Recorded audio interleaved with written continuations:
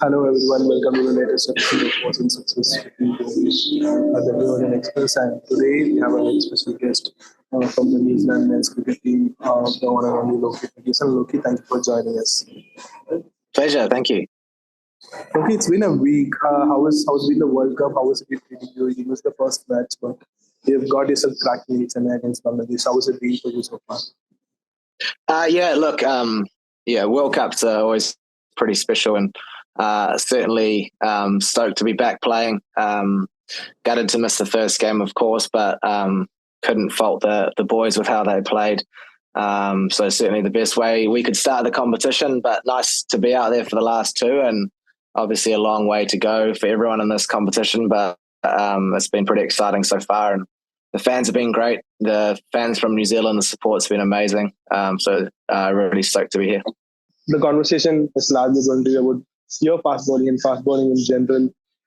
So I just wanted to understand, as an athlete, where does your pace generate from your body, your action? How do you look at it in general? Obviously I love talking fast bowling, and certainly at a comp like this, it's great to see from every country different ways to bowl quickly and different roles that fast bowlers sort of express themselves. But from my point of view, natural to me is that I generate a lot of pace at the crease. So of course I'm running in pretty quickly, but a lot of my pace comes from a big jump and snapping really quickly through the crease. And obviously I lock my front leg in, try to pivot over the top of that and have a bit of a delayed bowling arm from my left arm pull down. So technically, I suppose it differs to some. Your sort of Mitchell Starks, who's got lovely long levers, generates a lot of pace from those long levers. Obviously, he's a big dude. But then you've got someone like Woody, who's quite similar to me in a lot of ways, where he's just so quick through the crease. He runs in probably quicker than me. So there's always different ways to skin a cat, I guess, but different ways to bowl quick. I think the way I do it works for me, which is great. It's very interesting that you mentioned the crease, because when you actually release the ball, you're almost in 90 degrees. How much of load, or stress goes into that particular, a moment when you release the ball? It's I don't like watching myself in slow motion, that's for sure. But having said that, you look around world cricket, and I always think of someone like Lasith Malinga, how he bowled. You would probably say that was not the best for his body, but that's how his body played cricket, and it's how it got used to it. So certainly from when I was younger to now, I've tightened up, but generally speaking, my action's pretty similar. And I think that's just because that's how my body moves best to try to generate pace and to bowl. As I said earlier, everyone bowls differently. So I think within world cricket, there's probably been a bit more understanding now that there isn't like a perfect way to bowl. Similarly, there's not a perfect way to bat technically, but trying to work out from your action what is the most efficient way to bowl. And I think I've just tried to become more efficient with how I bowl, which means I'm creating more pace going towards the target. And then within that, it becomes a bit more repeatable, and therefore hopefully my body gets used to bowling the same action, and then it's a bit easier to manage. Obviously, if your action's different every time you bowl, then it's putting stress on different parts of your body. So I think through my career, it's just trying to, I guess, become more efficient with how I'm bowling, and then work back the loads from there. How much has your action changed or evolved from 2008 Basin Reserve to this World Cup? How do you maintain the pace as you even grow older with respect to your body? I think probably since I debuted for New Zealand, my action's not changed a huge amount. Certainly when I was at school, my bowling arm used to load up like that, like a throw almost, but now I kind of load up in a bit tighter. So although they didn't change my bowling action, it just, once again, as I was saying, kind of made it more efficient. but yeah, over the time, it's just trying to tighten up, and the more you do any kind of activity, the kind of more consistent you get at it. So there's probably an element of that I've been fortunate to play as long as I have, and that sort of helped me become more efficient with my action. As for pace, I guess 32. When I was younger, I used to think that was old, but the way we look after our bodies now, and the way we sort of think about our careers, touch wood, I hope to play as long as I can. So when I was probably 20, I thought, I'd be done at 32 with all the injuries I was getting. But obviously stoked to be still playing now and still competing. At any point in your career, have you thought about compromising pace for swing or extra movement? That's a question I get a lot. So when you bowl first change, the ball doesn't tend to swing. So if I was to take away pace, then that kind of takes away a little bit of my X factor and the role in the team. I think I love to bowl quickly and try to train as much as I can so that I can bowl quickly. If I was to take away that, it'd be like taking away the swinging ball for Bolty or Tim. So, I think just because the role I play in New Zealand is that first change and the ball doesn't swing there. So my strengths sort of are to bowl quick and get bounce. But not at this stage. We'll see if the body deteriorates, but certainly at this stage, I love bowling quick. You've also developed a lot of variations with the way the sport is. It's the slow bounce or slow yard, and also the quick up. We have a lot of it. How do you manage it and not have an ego of sorts when you have a bad day, or a batter hits you in a particular match and come back again and do the same thing again and again? A sort of relentless way of sorts. How do you do that? Look, I think you'll find with everyone potentially you interview at this level that we're all students of the game. It doesn't matter what we do; we're constantly trying to find a way to get better. Cricket's such a difficult sport that you do fail a lot more than you tend to succeed. So we're constantly trying to find ways so that we can have some success. And certainly bowling quick's a great skill, but I've said it before, the quicker you bowl, sometimes the quicker it goes to the boundary. And especially in a country like India with small boundaries, top edges tend to fly. So you have to build out your arsenal a little bit more with slower balls, and it's something I'm just forever working on. Sometimes it comes out as you want it to, and sometimes it just doesn't come out the way you want it to. But I think you'll find across all of international cricket that every player will say that they're very much a student of the game, constantly trying to improve their game. But that's probably what keeps it exciting for us as well. Like if I had all the answers, then it would probably be boring, wouldn't it? So the fact that all the players are, constantly striving for some sort of perfection keeps us very much involved in wanting to get better, and that makes it exciting. I also wanted to ask about your mustache. It has actually, you've had your share of variations with it in different stages of your career, but it seems like you're back to the one that you had in 2019. Is there a sort of superstition where you go round and round with it, or it's just a impulsive thing that you would do around? Or do you actually think about it?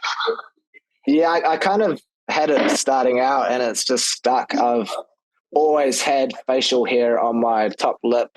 I've had beards, but I've almost never played like clean shave. I don't know. It kind of started with Movember in New Zealand, and then it sort of stuck from there.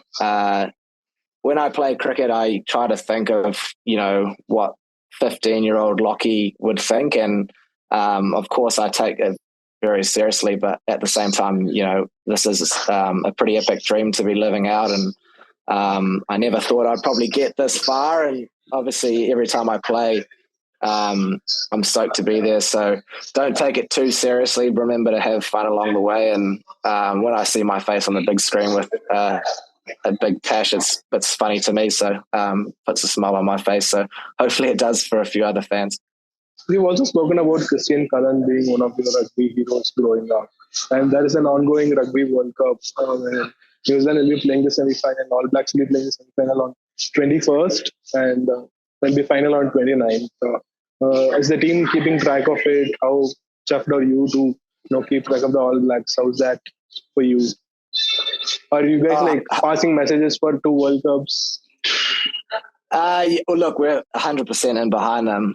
We watched the quarterfinal a few nights ago, and we had early golf the next day, but we all wanted to stay up to make sure we watched the boys, and it was an unbelievable game against Ireland. But we know how much it means to people back home, sport in our country, especially rugby and cricket. So it's cool that it's on at the same time. And a lot of the rugby boys, they love their cricket. They played pretty high level when they were younger.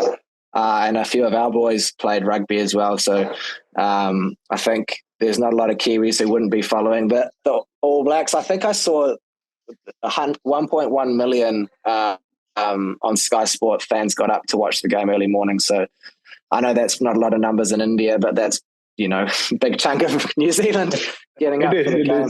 Yeah. So no, it's amazing. Obviously, they play under such amount of pressure because they've got such an epic record. But at the same time, they are such a good ambassadors for our country and very humble in their victory. But, hopefully 2 more games to go.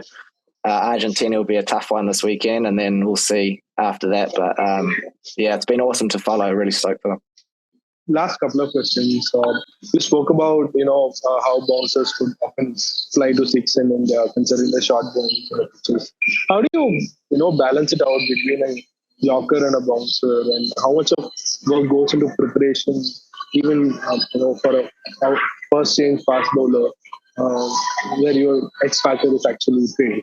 How much of that goes into preparation and balancing it out? It's just an ongoing thing. There's been many a time where I've bowled poorly and done well, and I've had other games where I've bowled really well and the score says that I bowled poorly. So it is just the nature of the game. But once again, as I said, it's the exciting part.